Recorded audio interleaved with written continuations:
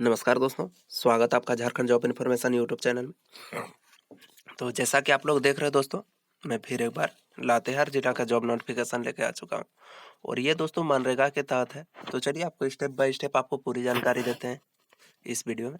तो यहाँ पे जैसा कि देख रहे हैं दोस्तों, कार्यालय उपायुक्त सह जिला दंडाधिकारी लातेहार से निकला हुआ है।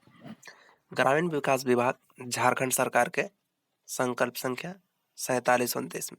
ठीक है दोस्तों, ये पढ़ना उतना जरूरी नहीं है दोस्तों। यहाँ जो मेन पॉइंट है वो मैं आपको बता दूंगा और पीडीएफ का लिंक दे दूंगा अपने डिस्क्रिप्शन में, वहां से आप डाउनलोड करके पढ़ सकते हैं। ठीक है, तो देखिए दोस्तों, यहाँ पे है प्रखंड कार्यक्रम पदाधिकारी। अनुसूचित जाति के लिए 3 है दोस्तों, ओबीसी के लिए कोई सीट नहीं है, 1-2 दोनों के लिए। और देखिए आर्थिक रूप से कमजोर वर्ग के लिए 1 सीट है। कुल इसी तरह 4 हो गया और अनारक्षित के लिए भी नहीं है। तो इसमें तो दोस्तों देख लीजिएगा अपने अनुसार, अगर जो हैं अनुसूचित जनजाति के अंतर्गत वो भरिए। और देखिए यहाँ पे दिया है दोस्तों, उपरोक्त कोटि रिक्तियों की संख्या जो है भविष्य में घट बढ़ सकती है। ठीक है, प्रखंड कार्यक्रम पदाधिकारी के लिए आवेदन पत्र आमंत्रित किए जाते हैं। तो ये प्रखंड कार्यक्रम पदाधिकारी दोस्तों, जिसको हम लोग बीपीओ बोलते हैं। और देखिए यहाँ पे उक्त पद हेतु इच्छुक अभ्यर्थी विभागीय वेबसाइट जो है अप्लाई rdd.jharkhand.gov.in पर देख सकते हैं आप लोग खुद से जाके इस एप्लीकेशन को। अब देखिए यहाँ पे शैक्षणिक योग्यता दिया है, तो शैक्षणिक योग्यता के रूप में आप क्या दिया है, तो प्रखंड कार्यक्रम पदाधिकारी के लिए सरकारी मान्यता प्राप्त विश्वविद्यालय संस्थान से किसी भी संकाय एवं विषय में स्नातक प्रतिष्ठान 55% अंक के साथ उत्तीर्ण हो, या फिर सामान्य स्नातक तथा वैसे स्नातक प्रतिष्ठान उत्तीर्ण उत्तीर्ण जिसका प्राप्तांक 55% से कम हो, परंतु वे स्नातकोत्तर यानी कि पीजी अर्थात एमए उत्तीर्ण हो, तो वे भी आवेदन समर्पित कर सकेंगे। सामान्य स्नातक तथा स्नातक प्रतिष्ठान में समतुल्य प्रतिष्ठान करने के लिए सामान्य स्नातक के प्राप्तांक प्रतिशत में 10 घटा दिया जाएगा। ये तो आप नहीं समझिएगा दोस्तों, ये मैं आपको शॉर्ट फॉर्म में बता देता हूँ। अगर आपका 55% से कम है, किस में बीए में 50% है और आप स्नातकोत्तर है, तो आपका जो है इसका जो नंबर है दोस्तों, नंबर का वेटेज उसमें जोड़ दिया जाएगा। ठीक है, और ये दोस्तों एक मेरिट पे आधार पे सिलेक्शन होता है। तो इसमें अतिरिक्त योग्यता भी दिया हुआ है, तो देख सकते हैं आप अतिरिक्त योग्यता में क्या दिया हुआ है। तो मान्यता प्राप्त संस्थान से एमबीए, पीजीडीसीए, पीजीडीबीएम, पीजीडीआरडी, तो इस प्रकार का बहुत सारा पोस्ट है दोस्तों, जिसको बहुत कोई करता है इग्नू से, ताकि उसको वेटेज मिल सके ये सब वैकेंसी में।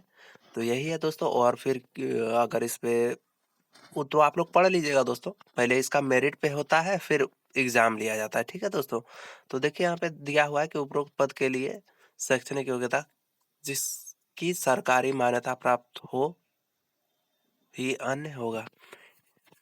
देखिए उपरोक्त पद के लिए सभी शैक्षणिक योग्यता जिसकी सरकारी मान्यता प्राप्त हो, यानी कि वही एलिजिबल है। ठीक है, और देखिए यहाँ पे आयु की गणना कैसे होगी, तो उपरोक्त पद के लिए आवेदकों की आयु सीमा कार्मिक प्रशासनिक सुधार तथा राजभाषा विभाग के संकल्प संख्या 29 दिनांक 4/1/2021 के अनुसार किया जाएगा। तो देखिए यहाँ पे क्या है, तो अनारक्षित के लिए है दोस्तों 35 वर्ष, और विकलांग है अगर अनारक्षित तो हो जाएगा 45 वर्ष, 10 साल का छूट। पिछड़ा वर्ग है तो 37 वर्ष, विकलांग है तो 47 वर्ष। महिला पुरुष है या ST SC है, यानी कि महिला पुरुष है दोस्तों, वो चाहे अनारक्षित है, पिछड़ा वर्ग 1-2 कोई भी है तो 38 वर्ष, विकलांग है तो 48 वर्ष, और SC ST के लिए 40 वर्ष, विकलांग है तो 50 वर्ष। तो यही है। और अगर भूतपूर्व सैनिक है तो उसको हो जाएगा दोस्तों, उसका हो जाएगा दोस्तों 55 वर्ष। ठीक है, और देखिए तो यहाँ पे देखिए आवेदक जो है भारतीय हो, बस वही दिया हुआ है। बिहार, झारखंड, हरियाणा हर जगह के बच्चे अप्लाई कर सकते हैं, चूंकि यहाँ आवेदन जो है भारत का नागरिक हो दिया हुआ है, झारखंड का नहीं, भारत का। और आरक्षण देखिए जो वहां पे ऊपर दिया है दोस्तों, वही सब कुछ इधर विस्तार से बताया गया है। और देखिए दोस्तों, इसमें जो है आपका वेटेज किस प्रकार से बनेगा, तो अनिवार्य शैक्षणिक योग्यता और अतिरिक्त शैक्षणिक योग्यता। अनिवार्य शैक्षणिक योग्यता में जो था वहां पे मान्यता प्राप्त विश्वविद्यालय संस्थान से स्नातक, तो देखिए योग्यता तथा अतिरिक्त शैक्षणिक योग्यता के अधिकतम सतत प्राप्तांक का कुल 400 होगा। ठीक है, 400 का होगा। जैसे 100 मान के चलिए, 10th 12th ग्रेजुएशन पीजी इस प्रकार से किसी प्रकार लिया जाएगा दोस्तों, और 10% जो है अतिरिक्त का लिया जाएगा। ठीक है, जैसे पीजीडीआरडी किया है और कुछ भी किया है तो उसका लिया जाएगा। और 40% का जो दक्षता लिखित परीक्षा होगा, 40% अंक का। ठीक है, तो इसी प्रकार में मेरिट बनेगा, इसके बाद आपका सिलेक्शन हो जाएगा फाइनली। तो यही था दोस्तों, और इसका फॉर्म जो है दोस्तों ये है। आवेदन जो आप कब से कब तक कर सकते हैं, तो 12/3/2025 से स्टार्ट हो गया है, 31/3/2025 तक इसका लास्ट डेट है, 12 बजे तक आप ऑनलाइन कर सकते हैं। ठीक है, ऑफलाइन नहीं होगा, ये ऑनलाइन होगा। ठीक है दोस्तों, और देखिए आवेदन के लिए निम्न दस्तावेज आपको लगाना होगा। क्या क्या लगाना होगा, तो 100 हस्तलिखित जो है रंगीन फोटो लगाना होगा। सरकारी मान्यता प्राप्त संस्थान से निर्गत अनिवार्य योग्यता एवं अंक पर प्रमाण पत्र लगाना होगा, यानी कि आपको मार्कशीट और जो है ये लगाना होगा, एडमिट कार्ड। और देखिए 2 नंबर सरकारी मान्यता प्राप्त संस्थान से निर्गत अनि अतिरिक्त योग्यता का अंक पत्र, यानी कि जो है दोस्तों अंक पत्र दोस्तों, यानी कि आपको ये लगाना होगा मार्कशीट का जोरस। और देखिए आरक्षण लेना है तो दावा करने वाले आवेदक के लिए सक्षम पदाधिकारी द्वारा निर्गत जाति प्रमाण पत्र या दिव्यांग जो भी जिसमें आप चाहते हैं वो आपके पास होना चाहिए। और देखिए दोस्तों आर्थिक रूप से कमजोर वर्ग के लिए आवेदक के लिए सक्षम पदाधिकारी द्वारा निर्गत आय एवं समस्त प्रमाण संपत्ति प्रमाण पत्र लगाना होगा। सक्षम पदाधिकारी द्वारा निर्गत स्थानीय निवासी प्रमाण पत्र लगाना होगा। शपथ पत्र विज्ञापन संख्या की तिथि से आवेदन करने की अंतिम तिथि तक का निर्गत होना चाहिए, यानी कि इस तिथि से इस तिथि के बीच का होना चाहिए। जन्म तिथि के लिए मैं मैट्रिक उत्तीर्ण का प्रमाण पत्र लगाना होगा। और देखिए मैंने अपलोड करना होगा दोस्तों आपको ऑनलाइन। और देखिए यहाँ पे क्या है, तो अपलोड किए गए सभी प्रमाण पत्र एवं पठनीय होना चाहिए, यानी कि आपको अच्छे से अपलोड करना है। और अपठनीय होने की स्थिति में आवेदन पत्र पर विचार नहीं किया जाएगा। जो नहीं दिखेगा दोस्तों आपका नंबर अच्छा से, तो आपका वहीं से रिजेक्ट कर दिया जाएगा।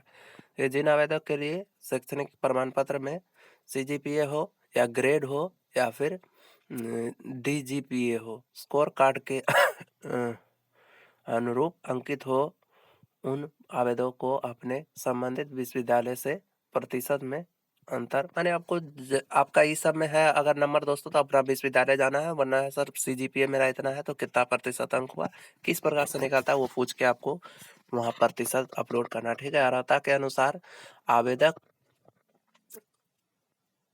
के सभी विवरण पूर्ण रूपेण भरा जाना अनिवार्य होगा। निर्धारित तिथि के उपरांत आवेदन पत्र पर किसी प्रकार का दावा मान्य नहीं होगा।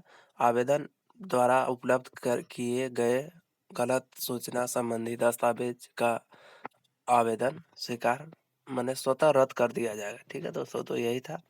और ये फॉर्म है दोस्तों, ये सब आपको भरना है और घोषणा भी करना है, और इसको आप जो है दोस्तों रख लेना है अपने पास, जब इंटरव्यू होगा तब आपको लेके जाना होगा। ठीक है दोस्तों, तो यही था जानकारी। मिलते हैं किसी नेक्स्ट वीडियो में जानकारी, तब तो जय हिंद जय भारत, वंदे।